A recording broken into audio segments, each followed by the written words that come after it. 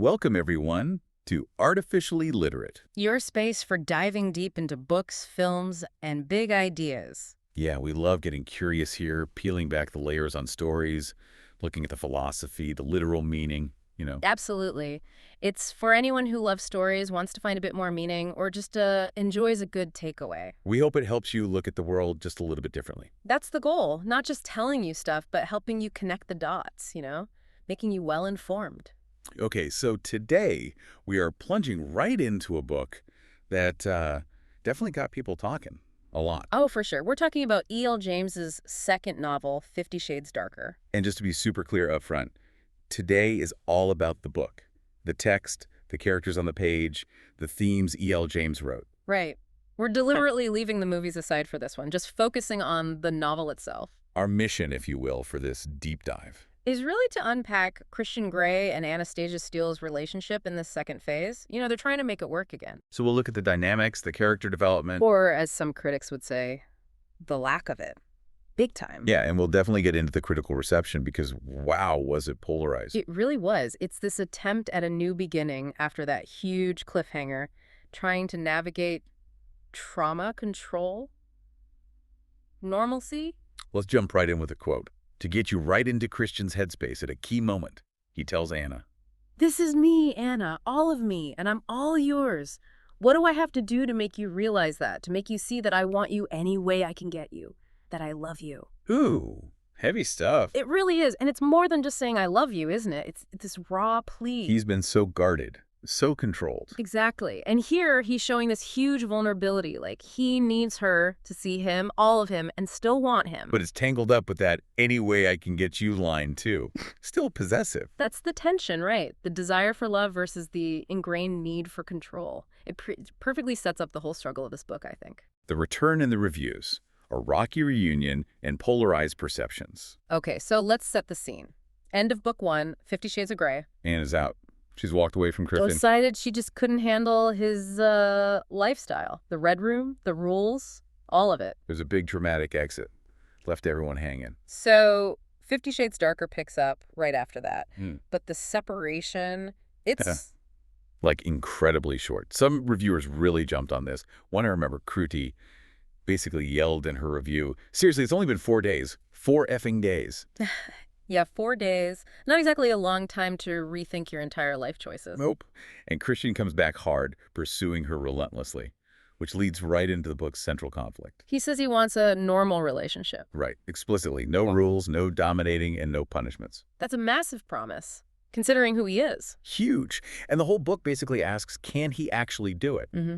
Is this real change, or is he just saying what she needs to hear? And that fast reunion, that promise, it just fueled the fire, didn't it? The reactions were immediate and intense. Oh, completely. You basically had 2 camps. Yeah. People who adored it and people who absolutely despised it. This polarization is actually really important for understanding the book's impact, I think. It hit a nerve. Totally. So on one side, you had the fans, the lovers.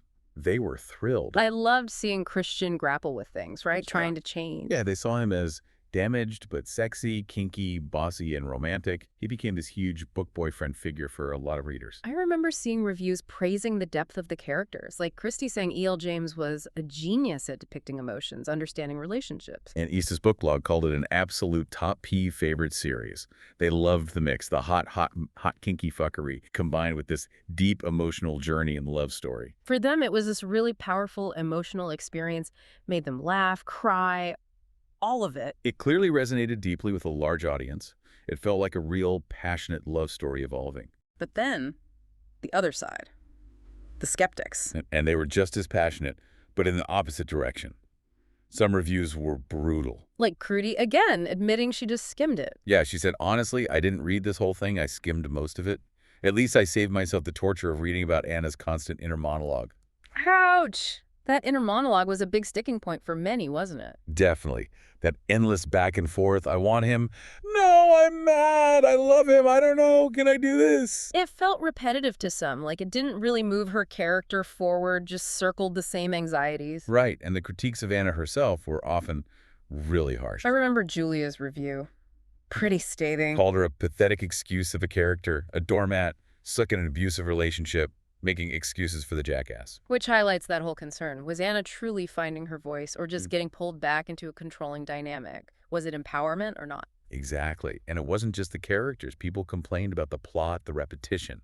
Especially the sex scenes, right? Julia mentioned that too. Yeah. Boring and repetitive, she said. Like, every sex scene basically read the same. Missionary. In bed.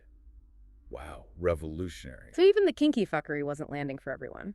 Felt formulaic to some critics. And Christian got hit hard, too. Some found him just unbelievable. The whole body of a god but eats bacon and mac and cheese every day thing. Ah, yeah, that. But more seriously, the core criticism was him being a controlling, manipulative, chauvinistic asshole. And the trauma defense only went so far for these critics. Right. They felt his past was used as a blanket excuse for behavior that was still abusive or deeply problematic, that inconsistency between his words and actions. Promising change, then snapping back into control mode. That was a huge issue for many readers. It felt like the change wasn't real. We should also mention the slightly more creative responses, like that Dreamer review. John Summers. Oh, the poem about Mabel? The 84-year-old dominatrix? Hilarious. It just shows how wide the reactions were, right? From deep emotional connection to outright parody. People really ran with it. Absolutely. It proves the book became this cultural object people just reacted to, sometimes in really unexpected ways. So beyond the characters and plot, there were these recurring complaints. Anna's constant confusion, that back and forth we On mentioned. Christian snapping back into control, like that scene in the restaurant. Right after promising no punishments, Inge pointed that out. He threatens her, "So help me God, Anastasia, if you don't eat, I will take you across my knee." Yikes. Not exactly normal relationship behavior. Not at all. It undermined the whole premise of change for a lot of people. And stylistically, the oh my and holy cows. Oh, God, yes. Became a bit of a meme, didn't it? Oh, fing my holy fing cow. Some critics saw it as, well, maybe a lack of descriptive depth, repetitive phrasing. Definitely detracted from the seriousness for some readers. Yeah. Made it feel less mature. So this massive divide in opinions, why does it actually matter to you, listening now? Because it's not just about whether it's good or bad literature. The book tapped into something much deeper. Like a cultural Rorschach test, you said. Exactly. It forced conversations about female desire, about BDSM, about what a healthy relationship even looks like today. The intensity of the reactions tells you more about society's anxieties than about the book itself, maybe. So it makes you think about your own reaction. What resonated, what didn't, and why? Right. Was it a story about love conquering trauma? Or did it accidentally romanticize something unhealthy?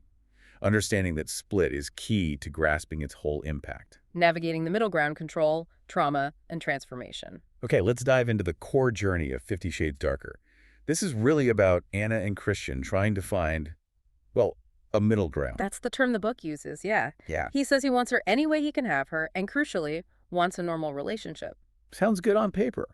Promising, even. It does, but the tension kicks in immediately because his actions, they don't always line up with those words. The control habit is strong with this one. Very. So he says normal, but then defaults back to dominance. It makes you constantly question, is this real change or just strategy?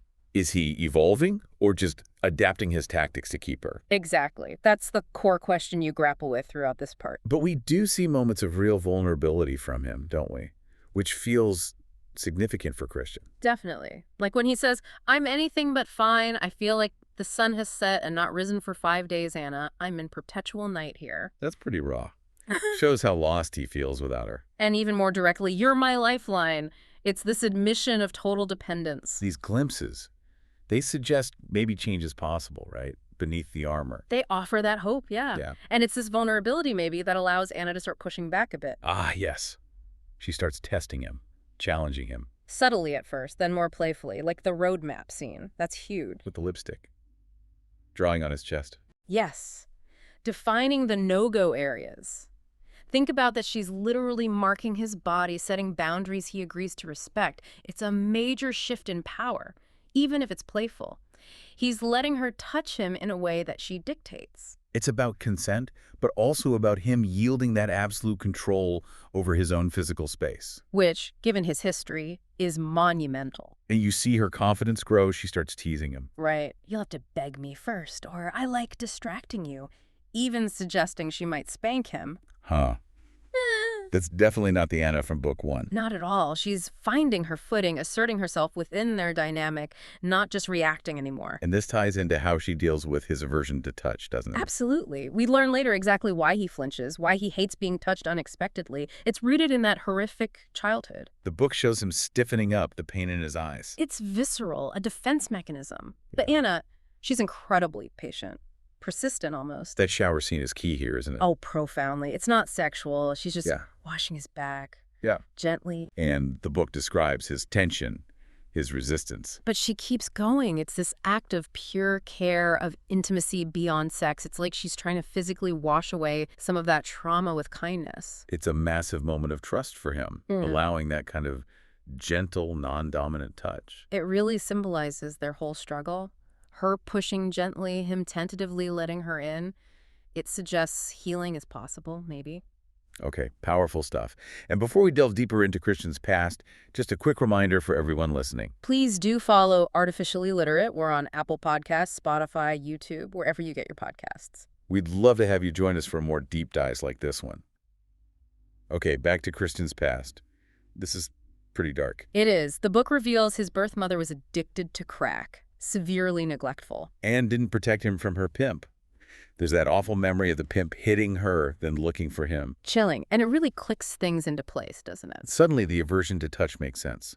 The control issues. It's all linked. His need for control stems from having absolutely none as a child. The BDSM becomes a way to master situations, turn passivity into dominance. And his attraction to brunettes, like his mother, like Anna and Layla.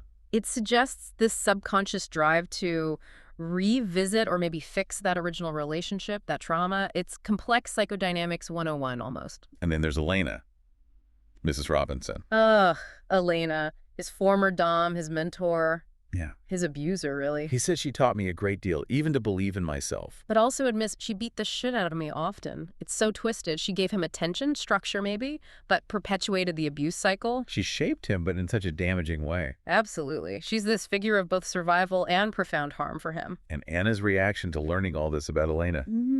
It's intense. Understandably, she says, I loathe her, Christian. I think she did you untold damage. She sees the abuse clearly. But there's also this dawning understanding, not forgiveness, but a recognition of Elena's complicated role. Anna starts to see maybe how Elena became tangled up in his survival, however messed up that was.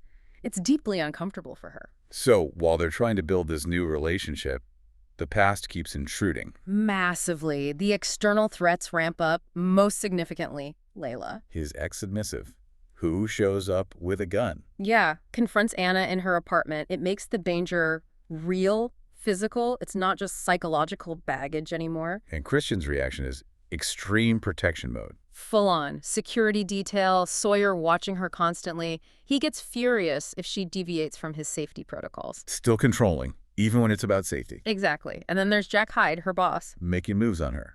Christian finds out. And deals with it, swiftly.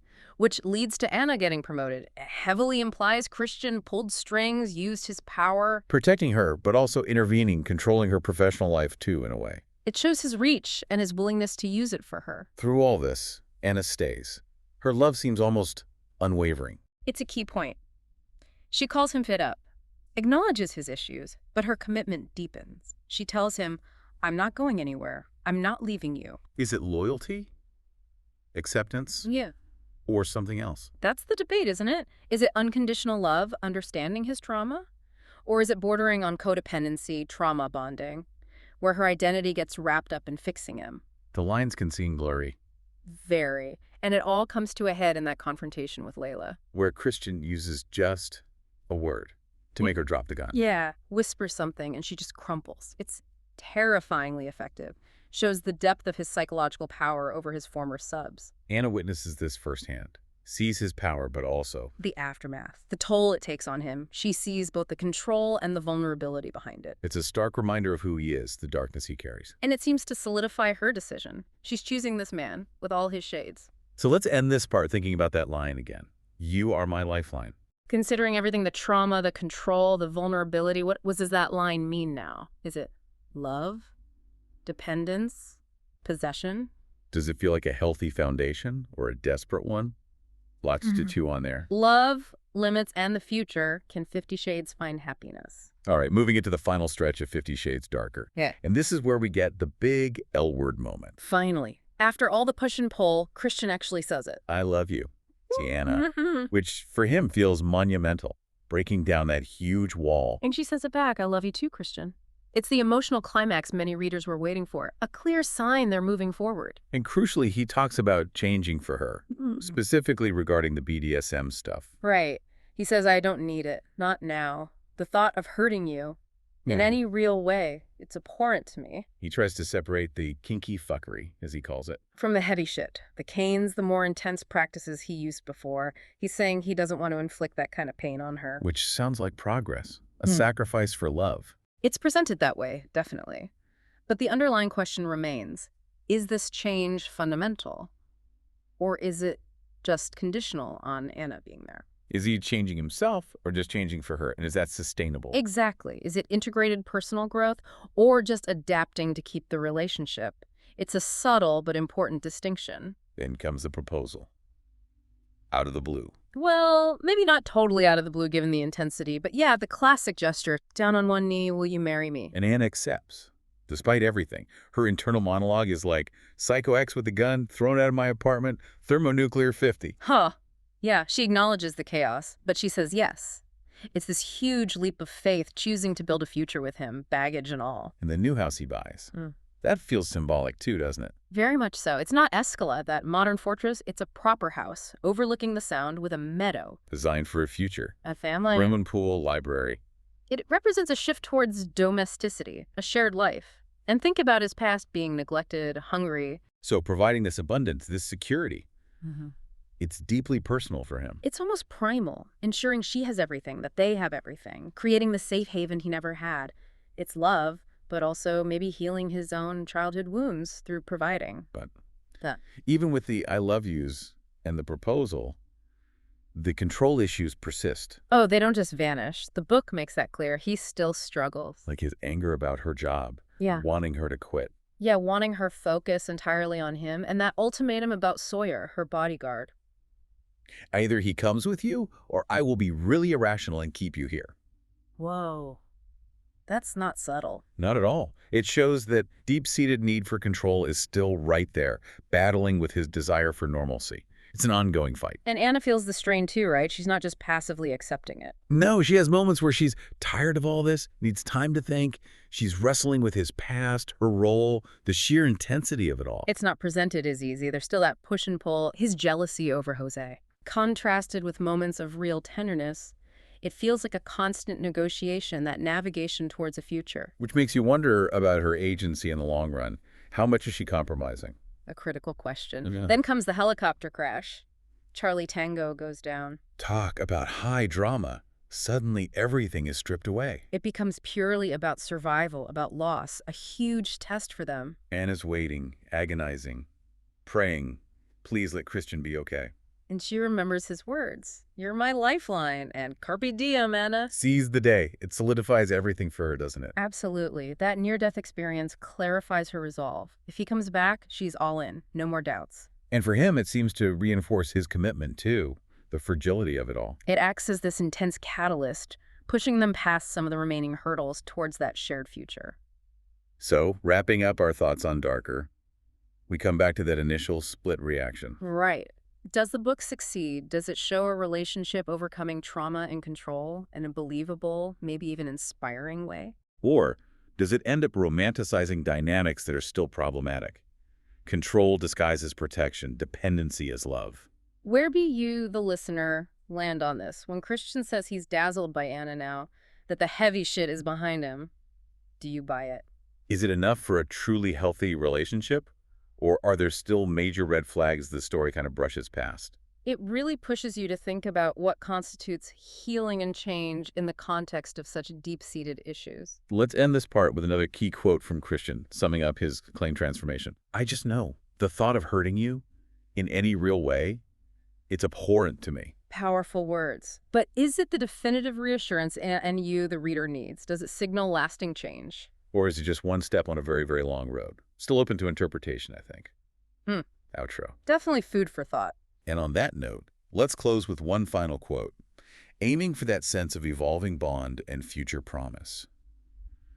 I love you, Anna Steele, and I want you by my side, always. Hmm. Well, that brings us to the end of this deep dive.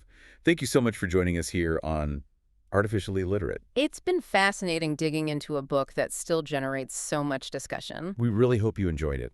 And please do check out our other episodes. We explore all sorts of literature, culture, and ideas. You can find Artificially Literate wherever you listen. Apple Podcasts, Spotify, YouTube. Just hit follow so you don't miss what's next. Stay tuned for our next book. Until then, remember our motto: feed your brain, starve your inner fool.